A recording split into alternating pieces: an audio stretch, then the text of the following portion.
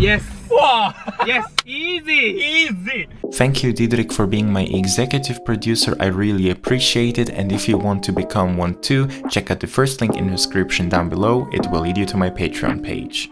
大家好，我是 Vladimir and welcome to a new episode of QCCS. Actually, I'm a fake dog. I should stop doing that. I want to do a car review, and you know that I love Malaysian cars, right? So here you go. This is the car what I want to review today. A Malaysian classic, very unique, and you see it on the key. Let me introduce you. Proton Saga 2019 model, 1.3 liter. It's a low spec one. You already notice it here on the black door trim and on the black mirrors. I really like this grille like right here because like Proton calls it the infinite weave grille. Reminds like of Malaysian wood carvings at Batik. Looks really nice. This one got no front parking sensors, no DRL, regular reflector headlamps, okay. Front brake discs and in the back drum brakes. I mean, for a budget car, I mean, that's kind of expected, isn't it? For a budget car, normally what you get in Switzerland, you do not have parking sensors, but this one, it got it. The boot, there's like no latch where you can just press and open up. Either you have to do it in the front, in the car when you open up the driver's side, but here Proton got a function where you have to hold there, here, open it up, and within a few seconds it's open.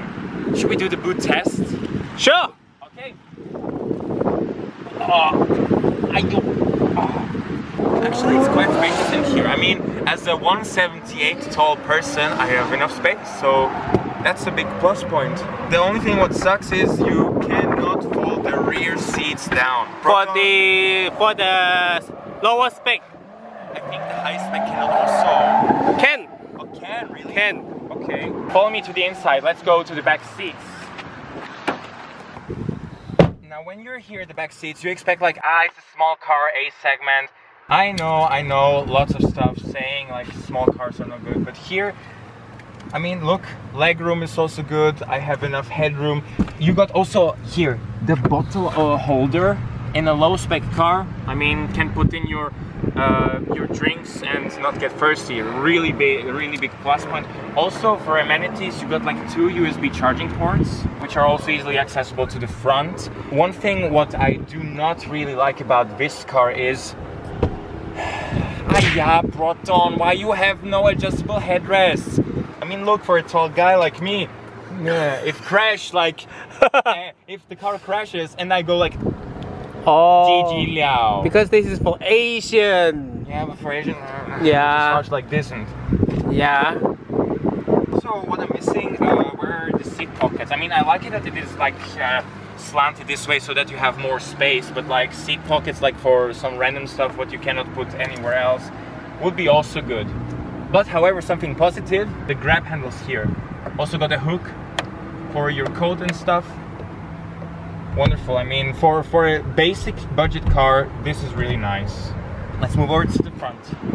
On the passenger side, you have like only 4 ways of adjustment, but I mean, this is okay. Also the glove box, well, average size, but also like the manuals and all that stuff. Airbag count, driver's side, passenger side, 2 airbags.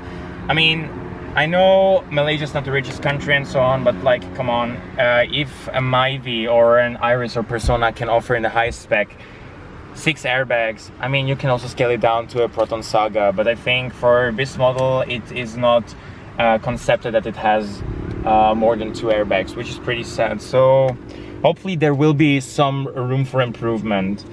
Actually, they had the room for improvement with the 2022 Saga and still only 2 airbags. You got a lot of space where you can put your stuff inside, like on the door bins or here. 2 cup holders, also here underneath the handbrake, or here also in the back. Here underneath the phone holder, which I have here, you can put in your very own handphone like this inside. And it's rubberized, so it won't fall out that easily. What I noticed here, just like in Wei Seng's Vios, you only have like adjustment for temperature and only for recirculation. but for the mode, for the air conditioning, it's not available. I mean, come on, what is this? We live in a country where you also need like a defog. Like, I mean, I saw it myself yesterday in Miri when it was getting dark. Here got foggy, and also in the back, like, not really suitable. At least it got rear defrost, but like, come on, in the front. I mean, you have the let-ins, but I mean, why aren't they there? I just don't understand. With the infotainment system, you got also one USB port and the 12-volt power socket, which is pretty standard, but I mean, it's good. Like, you do not expect much from a cheap car, do you?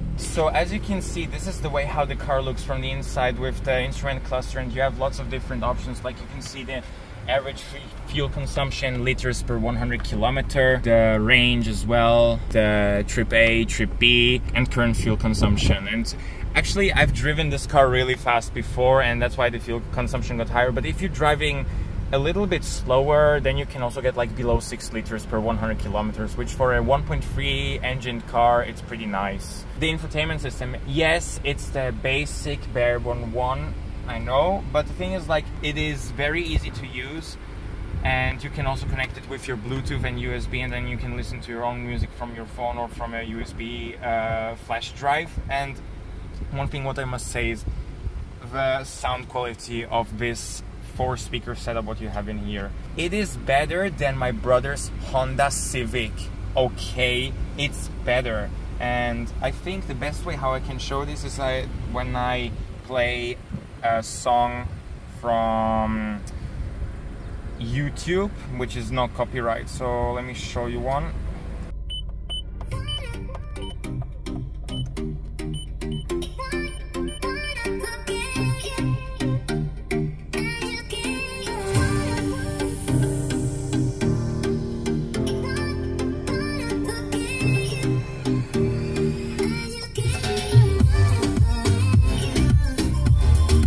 It's good, isn't it? Yes. I mean, for this price, you're getting a great radio, even though the head unit is not the nice touchscreen one, but it is a really good sound. I mean, I honestly cannot complain, really. Also, what I find good as well is, like, you can also control like a seek, track, and also volume and pause without accessing your phone. Like, I mean, with other cars which have Bluetooth, you cannot do that. Also, like, the media information is also being displayed, even though it is a small display. Check out this. LED interior lighting. That's something what you normally get at the price point of a Proton X50, but I mean, here at this cheap spec car, wow. And here, let's check out the sun visors.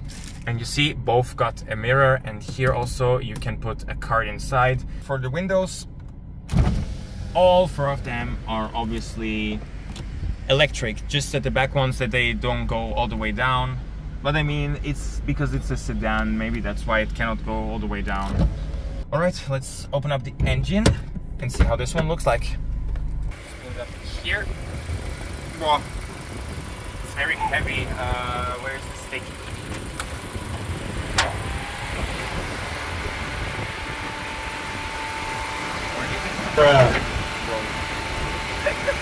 Okay, so this is the very basic Campro VVT engine, 1.3, 90 horsepower from Proton. It's their very own engine.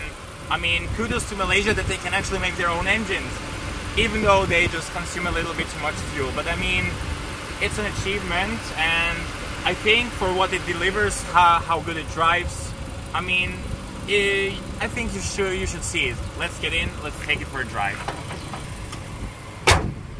Okay, so the car has a 4-speed automatic transmission. Oh my god, bumpy! Yeah, it's bumpy, but the seats are comfortable, aren't they? Yeah.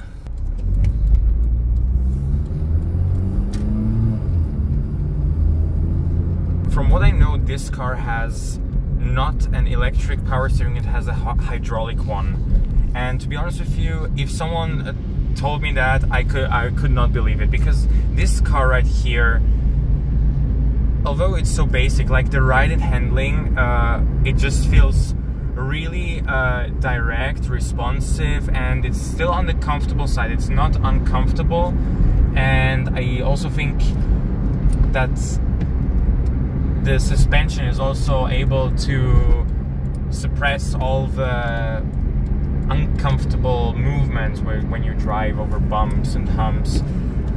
This is really nice. Like, from such a low-priced car, you wouldn't expect it. You would think like everything is rattling and the quality of it is pretty bad. But in this car, I think like there's not much to fault.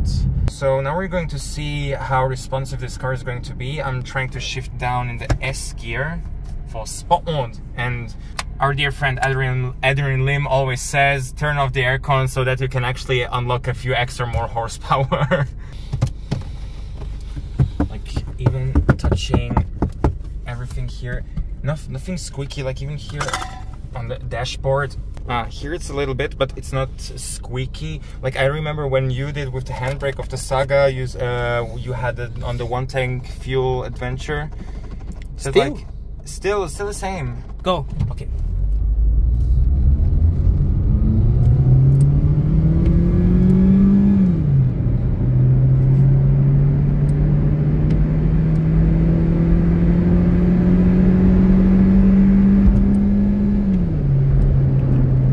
Red line, really nice. With the Axia I've been driving very recently also, this was not possible. That car shifts before the red line. But this one, it really keeps it up. That's really cool.